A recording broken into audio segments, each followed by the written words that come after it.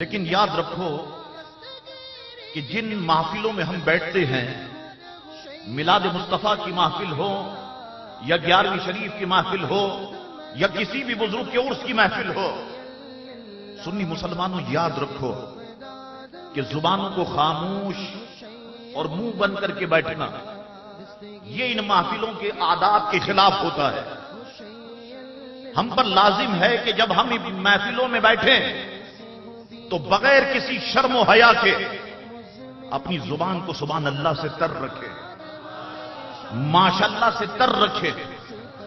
ایک عجیب ہماری تھنکنگ ہو گئی ہے، ہماری سوچ ہو گئی ہے، ہم گانا گاتے ہوئے نہیں شرماتے، ہم بڑے بازار اور بڑی مارکیٹ اور بھرے گھر میں گالیاں دیتے ہوئے نہیں شرماتے، ہم محفلوں کے اندر سبحان اللہ کہتے ہوئے شرماتے ہیں، ماشاءاللہ کہتے ہوئے شرماتے ہیں۔ یعنی اگر کسی سے کہو کہ گانا سنا وہ فوراً سنائے گا، اور کسی سے کہو کہ مسجد میں مؤذن صاحب موجود نہیں ہے، اذان دینی ہے اذان دو، وہ منہ میں انگلی دبا کے بیٹھ جائے گا جیسے بھی دولہا بنا ہے۔ تو یاد رکھو کہ جو اللہ اور اس کے رسول کے ذکر میں سبحان اللہ سے شرمائے کہنے سے، میرے نزدیک وہ سب سے بڑا بے شرم ہے۔ یہ جو کچھ ملا ہے ہمیں انہی بزرگوں کے صدقے سے ملا ہے، ورنہ ہم پتہ نہیں کن اندھیروں کے اندر بھٹک رہے ہوتے۔ تو میں آج کل محسوس کر رہا ہوں تقریروں میں جہاں بھی جاتا ہوں کہ اب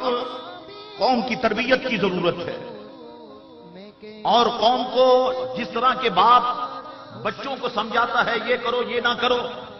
اب علماء کی ذمہ داری ہے کہ وہ قوم کو سمجھائے، ان نوجوانوں کو سمجھائے، کیونکہ اب نسلیں بدل گئی ہیں،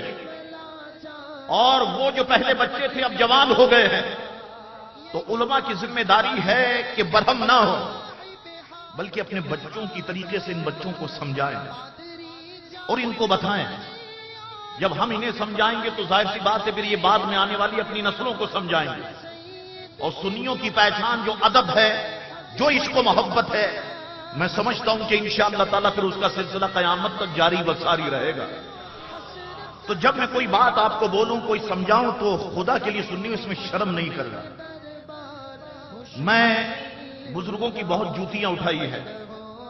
اور بہت کچھ میں نے ان سے سیکھا ہے، لیکن پہلے دور میں یہ تھا کہ بزرگ اگر ڈانٹ دیتے تھے ہم خاموش ہو جاتے، اور آج عذاب یہ ہے کہ اگر کسی کو ڈانٹ دو